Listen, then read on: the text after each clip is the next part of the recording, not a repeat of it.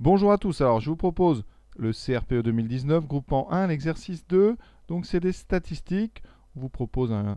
Donc ici, Inès a lancé 200 fois un dé équilibré à 6 faces. Elle a collecté ses résultats, donc vous avez en ligne ici 1, 2, 3, 4, 5, 6, donc c'est la première ligne, c'est le nombre qui est affiché sur la face du dé qui apparaît, et dessous le nombre d'apparitions. Il vous manque le nombre d'apparitions du 6. Donc première question, combien de fois a-t-elle obtenu 6? Alors, c'est pas très difficile, elle a lancé 200 fois le dé, donc c'est simple, hein. Elle a fait 1, 2, 3, 4, 5 ou 6, donc si vous voulez savoir combien elle a fait de 6, combien elle a fait de 6, eh bien vous comptez combien représente le 1, 2, 3, 4, 5, et vous faites la soustraction, hein, vous enlevez ça à 200. Alors, comment rédiger ça? Alors, si on veut faire un petit peu rigoureux, on va appeler donc A l'événement, alors un événement on met des guillemets, puis on écrit, hein, A, donc c'est l'événement, elle a obtenu 1, 2, 3, 4, 5, donc 1, 2, 3, 4 ou 5. Voilà, elle n'a pas obtenu 6, autrement dit. Eh bien, le cardinal de cet ensemble, c'est-à-dire le nombre d'éléments qu'il contient, ça va être quoi? Eh bien, on va faire 30, plus 41, plus 32, plus 28, plus 31. Voilà, on prend la calculatrice, hein, on s'embête pas. 31 plus 41, plus 32, plus 28, plus 31. On vérifie bien, ça donne 162.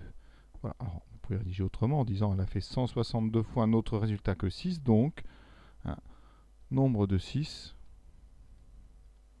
c'est donc 200 moins le cardinal de votre ensemble précédent, c'est-à-dire 200 moins 162. 200 moins 162, ça fait 38. Elle a donc obtenu 38 fois la face numéro 6. Voilà. Deuxième question, quelle est en pourcentage la fréquence d'apparition du 1? Alors la fréquence du 1, on va l'appeler F1. Ça sera donc le nombre de fois le nombre d'apparitions du nombre 1. Donc ici, nombre d'apparitions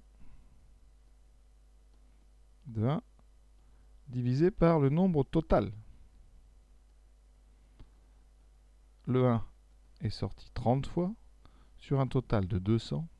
On a donc une fréquence du 1 qui est de, on peut simplifier par 10, on raye comme ça fait 3 sur 20.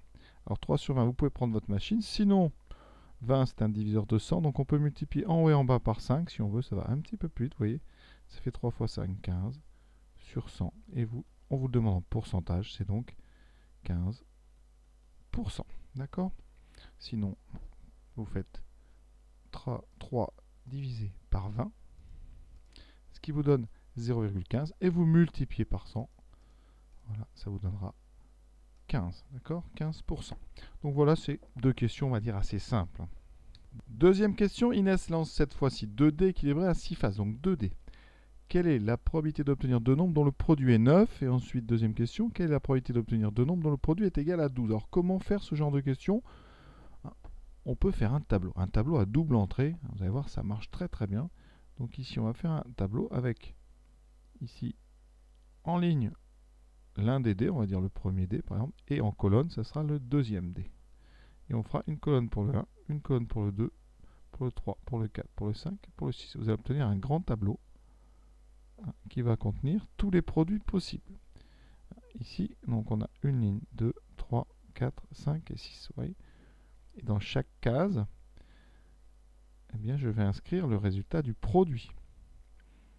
Donc ici, chacune des cases que vous voyez, alors il y en a combien? Vous avez 6 lignes, 6 colonnes, donc vous avez 36 cases, 36 événements qui sont tous équiprobables. Chacune des cases a une chance sur 36 d'arriver, d'accord? D'accord? Chaque case représente un cas, donc a une chance sur 36 d'arriver. D'accord? Donc la probabilité de chaque case, c'est 1 sur 36e. On est dans une équiprobabilité. Alors, on va regarder ici. On va faire la table du produit. On va la faire parce qu'elle va nous servir deux fois. Donc, première, ici, 1 fois 1, 1 fois 2, 2. Voilà. Et comme ça, vous avez tous les produits qui vont apparaître. Alors, je vais les mettre d'une autre couleur pour pas que vous les confondiez avec les numéros de ligne et de colonne. Voilà. Donc, 5, 6. Ensuite, ici, on multiplie donc 1 par 2. 2 fois 2, 4. 2 fois 3, 6. J'espère que vous avez bien compris. Quand je suis là, je prends le nombre qui est à gauche, le 2, multiplié par le nombre du haut. Donc ici, ça fera 8. Ça se remplit assez vite, hein, vous voyez. Ici, c'est donc, vous voyez, la ligne des multiples de 3. Hein, 6, 9, 12, 15, 18. Après, la ligne des multiples de 4. 4, 8, 12, 16, 20, 24. Bon, je remplis tout. Hein. Je n'étais pas obligé forcément de remplir tout. Mais c'est pour bien que vous compreniez entièrement l'exercice. Ensuite, 6, les multiples de 6. Voilà. Et maintenant, on va pouvoir répondre aux questions. Donc, question 1, on veut un produit égal à 9. Hein. Alors, ici, le produit 9, on commence d'ailleurs par le produit 9 et après par le produit 12 parce que le produit 9, c'est simple. Vous n'avez qu'une façon d'avoir un 9. Ici, le 9, vous ne l'avez qu'ici. Effectivement, hein, on aurait pu faire cette question complètement différemment parce que produit égale 9, on a forcément chaque dé hein, qui vaut, donc il y a une phase qui vaut 6, d'accord? Donc, 1/6 de chance pour le premier dé fois 1/6 pour le deuxième, donc la probabilité d'avoir un produit égal à 9, cette probabilité, elle vaut 1/6 fois 1/6.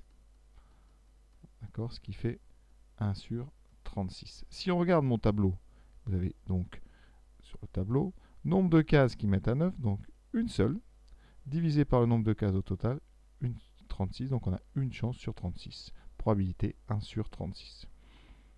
On peut aussi raisonner avec un arbre, hein, d'accord? Comme pour obtenir ce 1/6 fois 1/6, un arbre, ben, vous avez donc deux possibilités. De toute façon, il vous faut 3 à chaque fois pour celui-là. Donc c'est soit 3, soit on n'a pas un 3. Et avec le deuxième dé, soit un 3, soit on n'a pas un 3.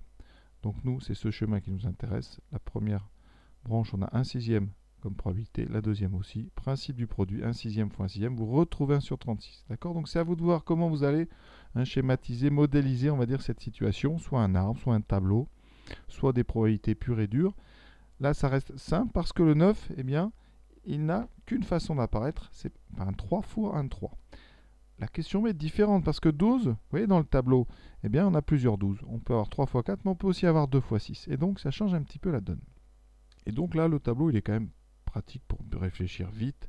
La probabilité donc d'avoir un produit égal à 12, elle va donc être égale au nombre de cas qui nous mène à 12. Alors je vais faire ça en bleu. Vous avez 6 fois 2, 4 fois 3, 3 fois 4, 2 fois 6. Vous avez donc 4 sur les 36 possibilités qui vont nous mener à 12. Hein. Comme on est dans une situation d'équiprobabilité, mais ça sera donc 4 sur 36. Donc vous avez une chance sur 9. On simplifie par 4. D'accord? Si vous choisissez un arbre, on ne va pas faire toutes les branches. Par exemple, ici, on va juste faire la branche. Donc il nous faut soit un 3, soit un 4, soit un 6, soit un 2. On fait 4 branches. Ensuite, une fois qu'on a le 6, on n'a pas le choix. On est obligé d'avoir le 2. Une fois qu'on a le 4, on est obligé d'avoir le 3. Ici, le 4.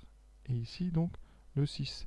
Chacun de ces chemins a une probabilité de combien? Ben, vous voyez, 1/6 ici, 1/6 là. À chaque fois, c'est du 1/6. Hein. Les dés ne sont pas truqués. Donc, chaque face a autant de chances de sortir que les autres. Donc, ici, j'ai 4 chemins qui me mènent à ce qui m'intéresse. Et chacun de ces chemins a une probabilité de 1 sur 6 fois 1 sur 6 par le principe du produit. Donc on a 4 chemins qui ont tous une probabilité de 1 sur 36. Donc la probabilité c'est 4 sur 36. Et on retrouve évidemment nos 4 cas de figure ici que j'ai entouré en bleu. Et pour rédiger, alors il y a plein de façons de faire. Hein. On peut faire ce tableau, hein, ça suffit je pense. Sinon vous pouvez dire qu'en considérant donc les deux dés différents, un premier, un deuxième, on a 36 cas possibles. C'est-à-dire que ici, hein, on aura nous parmi ces 36 cas, ben, les combinaisons 2 fois 6, 6 fois 2 qui nous intéressent, et 3 fois 4 et 4 fois 3. Donc ça fait 4 combinaisons sur 36 cas possibles équiprobables. Et donc 4 sur 36. En résumé, ce qu'il faut bien comprendre dans ce genre d'exercice, c'est que l'événement, j'obtiens par exemple 36, la probabilité d'avoir 36, elle est plus faible que la probabilité d'avoir 30 par exemple, parce que vous n'avez qu'une seule façon d'avoir 36, c'est 6 fois 6, alors que pour avoir 30, eh bien, vous avez déjà deux façons, on a 6 fois 5 et 5 fois 6. Donc vous obtiendrez 2 fois plus de 30 que de 36. Donc ici, la probabilité du 36, elle est plus petite.